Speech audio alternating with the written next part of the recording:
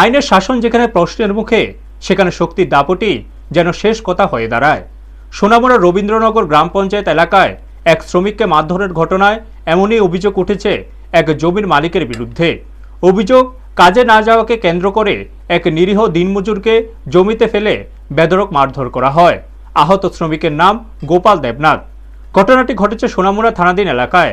অভিযুক্ত হিসেবে যার নাম উঠে এসেছে তিনি হলেন আব্দুল মমিন, বাড়ি শ্রীমন্তপুর গ্রামে।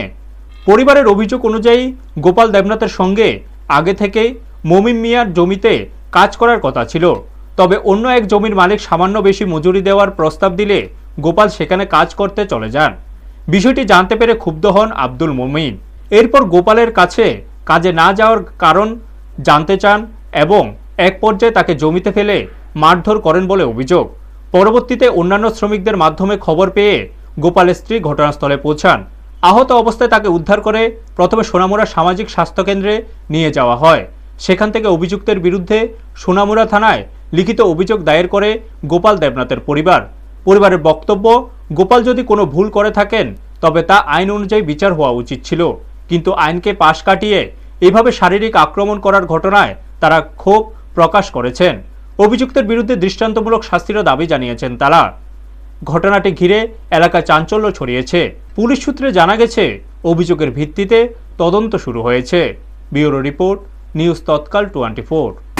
মারছে আপনারে? ওই কাম গেছি না দেখে লেগে মারছে আমার মধ্যে দাঁড়ান, আমি কথা হইতে না কথা দেখে সারা সারা করে আমার মানে ফেঁকালাই কন্যা আমি বলছে। মানে আপনি তাদের কাজে যাওয়ার কথা ছিল? হ্যাঁ, কথা আছে, আমি কাম গেছি না দেখে। আচ্ছা, তার নাম কি তাদের যে মারছে? তার নাম হয়েছে মমিন মিয়া। আব্দুল মমিন? আব্দুল মমিন। বাড়ি কোন জায়গা তাদের? বাড়ি শেখপুরে। দেখেন, সকালবেলা আমি বাজারে গেছি। বাজারে গেছি। আরে তো বাজার থেকে আইতে শুনছি যে আমার ভাই মানুষের কাজ টাজ করে, যে যেমনি করে হিয়ানো যায় কাজ করে, যেন 2 পয়সা বেশি ভাই হিয়ানো যায় কাজ কামার করে। হ্যাঁ, এর রথের উপরে কামাই।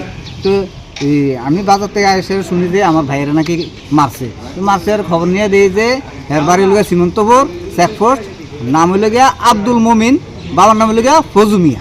তো হ্যাঁ মানে কাজের কথা কইছে আরে হ্যাঁ খেতে বলে কাজ করতে গেছে না, তো না গিয়ে সেটা আর খেতে আর কেন গেছে আরে হেরে ফাইয়া ইয়ানো যেমনে খুশি এমনি মারছে। শালার ঘর শালা, মাতার চোট, তোর বাড়ি চিনচ্ছি, যেমনি খুশি এমনি ব্যবহার করছে। হেরে এই জায়গাটা বারে ঘুষিয়েছে, মাথা বারে ঘুষি দিছে, মুখটা বারে ঘুষি দিছে, মানে স্পট রক্ত বার করছে না, মানে এমনভাবেই আছে। হ্যাঁ ভিতরে পুরো জখম করে লেছে। এরপরে দেয়া লাস্টে হ্যাঁ গোপনাঙ্গের ভিতরে দিছে লাথি। হ্যাঁ, লাথি দিয়ে হেতো মানে এদের ইয়ে গেছে। হ্যাঁ গিন্নি গেছে যে কান্নাকাটি করতেছে, এতে করনে কোনো মতে এদের হ্যাঁ সেরা সেরা হেরে এর আমরা খবর হয়েছে আরেকজনে যায় সেরা হের আনছে তো আমরা থানার কাছে দ্বারস্থ হয়েছি। সমাজের কাছে তো একটা হসপিটাল নিয়ে গেছি। সমাজের তো আইন কানুন বলতে জিনিস আছে। হ্যাঁ যদি অপরাধ করে, হ্যাঁ গার্ডিয়ান আছে, হ্যাঁ গার্ডিয়ান থাকলে সমাজের লোক আছে যে দেখেন হ্যাঁ আমার কাছে কাজের কথা কয়ে সেটা আরেকখানে কাজে গেছে, তাহলে তুমি বিচার দিতে পারো। তার মানে তুমি তো হের উপর হাত উঠাইতে পারো না।